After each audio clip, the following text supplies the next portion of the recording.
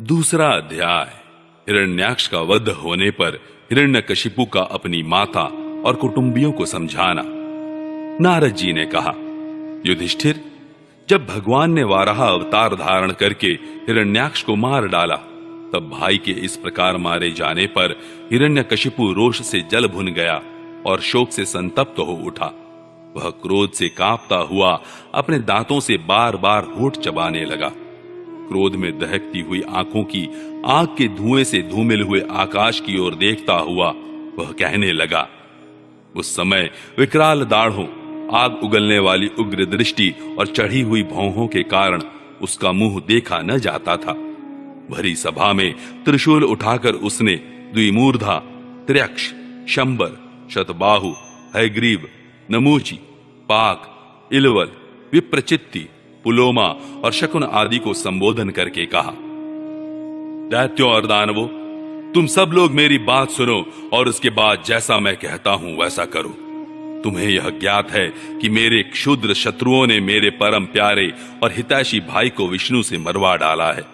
यद्यपि वह देवता और दैत्य दोनों के प्रति समान है, तथापि दौड़ धूप और अनुनय विनय करके देवताओं ने उसे अपने पक्ष में कर लिया है। यह विष्णु पहले तो बड़ा शुद्ध और निष्पक्ष था, परंतु अब माया से वराह आदि रूप धारण करने लगा है और अपने स्वभाव से च्युत हो गया है। बच्चे की तरह जो उसकी सेवा करे उसी की ओर हो जाता है, उसका चित्त स्थिर नहीं है। अब मैं अपने इस शूल से उसका गला काट डालूंगा और उसके खून की धारा से अपने रुधिर प्रेमी भाई का तर्पण करूंगा। तब कहीं मेरे हृदय की पीड़ा शांत होगी। उस मायावी शत्रु के नष्ट होने पर पेड़ की जड़ कट जाने पर डालियों की तरह सब देवता अपने आप सूख जाएंगे, क्योंकि उनका जीवन तो विष्णु ही है। इसलिए तुम लोग इसी समय पृथ्वी पर जाओ। आजकल वहां ब्राह्मण और क्षत्रियों की बहुत बढ़ती हो गई है। वहां जो लोग तपस्या, यज्ञ, स्वाध्याय, व्रत और दान आदि शुभ कर्म कर रहे हो, उन सबको मार डालो। विष्णु की जड़ है द्विजातियों का धर्म कर्म, क्योंकि यज्ञ और धर्म ही उसके स्वरूप हैं। देवता, ऋषि, पितर, समस्त प्राणी और धर्म का वही परम आश्रय है। जहां जहां ब्राह्मण, गाय, वेद, वर्णाश्रम और धर्म कर्म हो, उन उन देशों में तुम लोग जाओ, उन्हें जला दो, उजाड़ डालो। दैत्य तो स्वभाव से ही लोगों को सताकर सुखी होते हैं। दैत्यराज हिरण्यकशिपु की आज्ञा उन्होंने बड़े आदर से सिर झुकाकर स्वीकार की और उसी के अनुसार जनता का नाश करने लगे। उन्होंने नगर, गांव, गौओं के रहने के स्थान, बगीचे, खेत, टहलने के स्थान, ऋषियों के आश्रम, रत्न आदि की खाने, किसानों की बस्तियां, तराई के गांव, अहीरों की बस्तियां और व्यापार के केंद्र, बड़े बड़े नगर जला डाले। कुछ दैत्यों ने खोदने के शस्त्रों से बड़े बड़े पुल, परकोटे और नगर के फाटकों को तोड़ फोड़ डाला, तथा दूसरों ने कुल्हाड़ियों से फले फूले हरे भरे पेड़ काट डाले। कुछ दैत्यों ने जलती हुई लकड़ियों से लोगों के घर जला दिए। इस प्रकार दैत्यों ने निरीह प्रजा का बड़ा उत्पीड़न किया। उस समय देवता लोग स्वर्ग छोड़कर छिपे रूप से पृथ्वी में विचरण करते थे। युधिष्ठिर, भाई की मृत्यु से हिरण्यकशिपु को बड़ा दुख हुआ था। जब उसने उसकी अंत्येष्टि क्रिया से छुट्टी पा ली, तब शकुनी, शंबर, धृष्ट, भूत संतापन, वृक, कालनाभ, महानाभ, हरिश्मश्रु और उत्कच अपने इन भतीजों को सांत्वना दी। उनकी माता रुषा भानु को और अपनी माता दिति को देश काल के अनुसार मधुर वाणी से समझाते हुए कहा। हिरण्यकशिपु ने कहा, मेरी प्यारी मां, बहू और पुत्रों, तुम्हें वीर हिरण्याक्ष के लिए किसी प्रकार का शोक नहीं करना चाहिए। वीर पुरुष तो ऐसा चाहते ही हैं कि लड़ाई के मैदान में अपने शत्रु के सामने उसके दांत खट्टे करके प्राण त्याग करें। वीरों के लिए ऐसी ही मृत्यु श्लाघनीय होती है।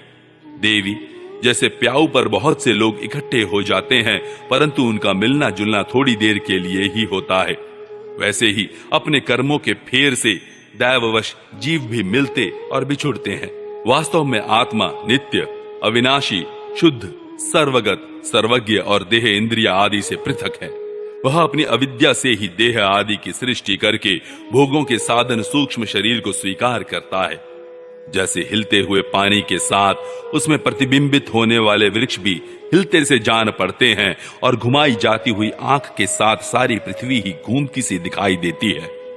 कल्याणी, वैसे ही विषयों के कारण मन भटकने लगता है और वास्तव में निर्विकार होने पर भी उसी के समान आत्मा भी भटकता हुआ सा जान पड़ता है।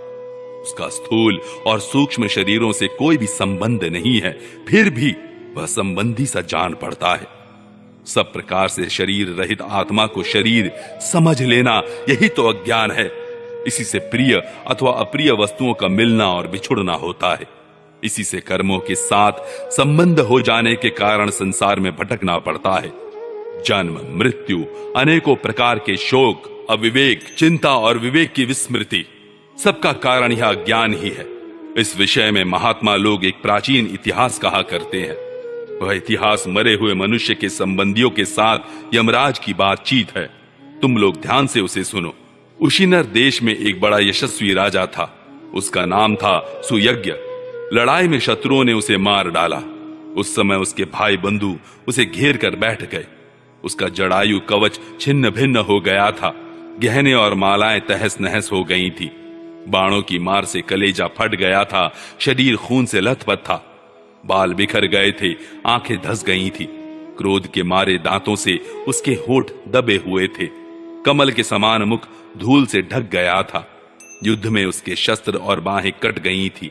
रानियों को दैववश अपने पतिदेव उशीनर नरेश की यह दशा देखकर बड़ा दुख हुआ। वे, हा नाथ, हम अभागिने तो बेमौत मारी गईं, यों कहकर बार बार जोर से छाती पीटती हुई अपने स्वामी के चरणों के पास गिर पड़ी। वे जोर जोर से इतना रोने लगी कि उनके कुछ कुमकुम से मिलकर बहते हुए लाल लाल आंसुओं ने प्रियतम के पाद पद्म पखार दिए। उनके केश और गहने इधर उधर बिखर गए। वे करुण क्रंदन के साथ विलाप कर रही थी, जिसे सुनकर मनुष्यों के हृदय में शोक का संचार हो जाता था। हाय, विधाता बड़ा क्रूर है। स्वामिन, उसी ने आज आपको हमारी आंखों से ओझल कर दिया। पहले तो आप समस्त देशवासियों के जीवन दाता थे, आज उसी ने आपको ऐसा बना दिया कि आप हमारा शोक बढ़ा रहे हैं। पतिदेव, आप हमसे बड़ा प्रेम करते थे, हमारी थोड़ी सी सेवा को भी बड़ी करके मानते थे। हाय, अब आपके बिना हम कैसे रह सकेंगी? हम आपके चरणों की चेरी हैं। वीरवर, आप जहां जा रहे हैं वहीं चलने की हमें भी आज्ञा दीजिए। वे अपने पति की लाश पकड़कर इसी प्रकार विलाप करती रहीं। उस मुर्दे को वहां से दाह के लिए जाने देने की उनकी इच्छा नहीं होती थी। इतने में ही सूर्यास्त हो गया। उस समय उशीनर राजा के संबंधियों ने जो विलाप किया था, उसे सुनकर वहां स्वयं यमराज बालक के वेश में आए और उन्होंने उन लोगों से कहा। यमराज बोले, बड़े आश्चर्य की बात है, ये लोग तो मुझसे सयाने हैं, बराबर लोगों का मरना जीना देखते हैं, फिर भी इतने मूढ़ हो रहे हैं। अरे, यह मनुष्य जहां से आया था वहीं चला गया।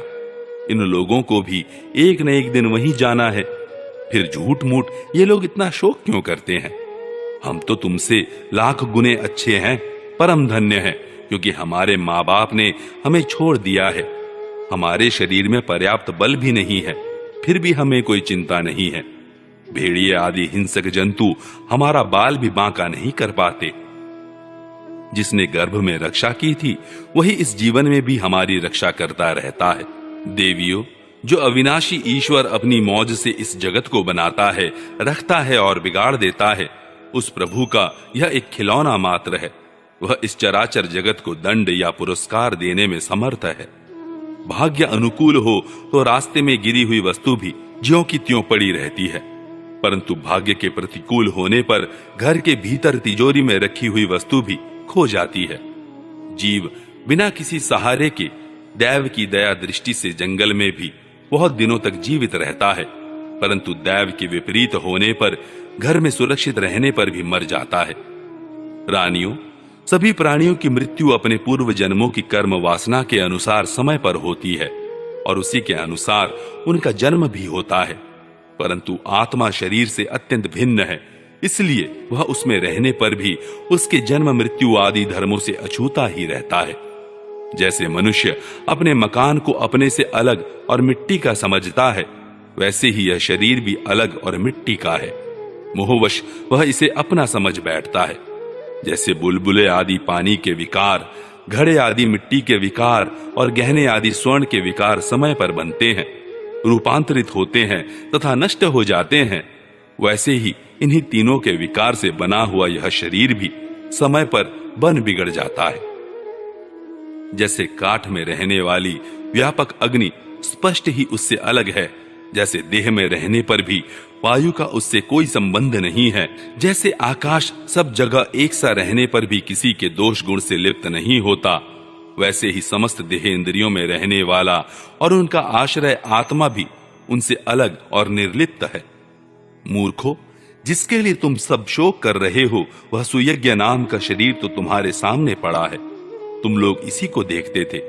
इसमें जो सुनने वाला और बोलने वाला था वह तो कभी किसी को नहीं दिखाई पड़ता था, फिर आज भी नहीं दिखाई दे रहा है, तो शोक क्यों? शरीर में सब इंद्रियों की चेष्टा का हेतुभूत जो महाप्राण है, वह प्रधान होने पर भी बोलने या सुनने वाला नहीं है, क्योंकि वह जड़ है। देह और इंद्रियों के द्वारा सब पदार्थों का दृष्टा जो आत्मा है, वह शरीर और प्राण दोनों से पृथक है। यद्यपि वह परिच्छिन्न नहीं है, व्यापक है, फिर भी पंचभूत, इंद्रिय और मन से युक्त नीचे ऊंचे शरीरों का ग्रहण करता और अपने विवेक बल से मुक्त भी हो जाता है। वास्तव में वह इन सब से अलग है। जब तक वह 5 प्राण, 5 कर्मेंद्रिय, 5 ज्ञानेंद्रिय, बुद्धि और मन, इन 17 तत्वों से बने हुए लिंग शरीर से युक्त रहता है, तभी तक कर्मों से बंधा रहता है, और इस बंधन के कारण ही माया से होने वाले मोह और क्लेश बराबर उसके पीछे पड़े रहते हैं। प्रकृति के गुणों और उनसे बनी हुई वस्तुओं को सत्य समझना अथवा कहना झूठ मूठ का दुराग्रह है। मनोरथ के समय की कल्पित और स्वप्न के समय की दीख पड़ने वाली वस्तुओं के समान इंद्रियों के द्वारा जो कुछ ग्रहण किया जाता है, सब मिथ्या है। इसलिए शरीर और आत्मा का तत्व जानने वाले पुरुष न तो अनित्य शरीर के लिए शोक करते हैं और न नित्य आत्मा के लिए ही, परंतु ज्ञान की दृढ़ता न होने के कारण जो लोग शोक करते रहते हैं, उनका स्वभाव बदलना बहुत कठिन है। किसी जंगल में एक बहेलिया रहता था। वह बहेलिया क्या था? विधाता ने मानो उसे पक्षियों के काल रूप में ही रच रखा था। जहां कहीं भी वह जाल फैला देता और ललचाकर चिड़ियों को फंसा लेता। एक दिन उसने कुलिंग पक्षी के एक जोड़े को चारा चुगते देखा। उनमें से उस बहेलिये ने मादा पक्षी को तो शीघ्र ही फंसा लिया। कालवश वह जाल के फंदों में फंस गई। नर पक्षी को अपनी मादा की विपत्ति को देखकर बड़ा दुख हुआ। वह बेचारा उसे छुड़ा तो सकता न था। स्नेह से उस बेचारी के लिए विलाप करने लगा। उसने कहा, यूं तो विधाता सब कुछ कर सकता है, परंतु है वह बड़ा निर्दयी। यह मेरी सहचरी एक तो स्त्री है, दूसरे मुझ अभागे के लिए शोक करती हुई बड़ी दीनता से छटपटा रही है। इसे लेकर वह करेगा क्या? उसकी मौज हो तो मुझे ले जाए। इसके बिना मैं अपना यह अधूरा विधुर जीवन, जो दीनता और दुख से भरा हुआ है, लेकर क्या करूंगा? अभी मेरे अभागे बच्चों के पर भी नहीं जमे हैं। स्त्री के मर जाने पर उन मातृहीन बच्चों को मैं कैसे पालूंगा? ओह, घोंसले में वे अपनी मां की बाट देख रहे होंगे। इस तरह वह पक्षी बहुत सा विलाप करने लगा। अपनी सहचरी के वियोग से वह आतुर हो रहा था। आंसुओं के मारे उसका गला रूंध गया था। तब तक काल की प्रेरणा से पास ही छिपे हुए उसी बहेलिये ने ऐसा बाण मारा कि वह भी वहीं पर लौट गया। मूर्ख रानियों, तुम्हारी भी यही दशा होने वाली है। तुम्हें अपनी मृत्यु तो दिखती नहीं और इसके लिए रो पीट रही हो। यदि तुम लोग 100 बरस तक इसी तरह शोकवश छाती पीटती रहो, तो भी अब तुम इसे नहीं पा सकोगी। हिरण्यकशिपु ने कहा। उस छोटे से बालक की ऐसी ज्ञानपूर्ण बातें सुनकर सबके सब दंग रह गए। उसी नर नरेश के भाई बंधु और स्त्रियों ने यह बात समझ ली कि समस्त संसार और इसके सुख दुख अनित्य एवं मिथ्या है। यमराज यह उपाख्यान सुनाकर वहीं अंतर्धान हो गए। भाई बंधुओं ने भी सुयज्ञ की अंत्येष्टि क्रिया की। इसलिए तुम लोग भी अपने लिए या किसी दूसरे के लिए शोक मत करो। इस संसार में कौन आत्मा है और कौन अपने से भिन्न, क्या अपना है और क्या पराया? प्राणियों को अज्ञान के कारण ही यह अपने पराय का दुराग्रह हो रहा है। इस भेद बुद्धि का और कोई कारण नहीं है। नारद जी ने कहा, युधिष्ठिर, अपनी पुत्र वधू के साथ दिति ने हिरण्यकशिपु की यह बात सुनकर उसी क्षण पुत्र शोक का त्याग कर दिया और अपना चित्त परम तत्व स्वरूप परमात्मा में लगा दिया।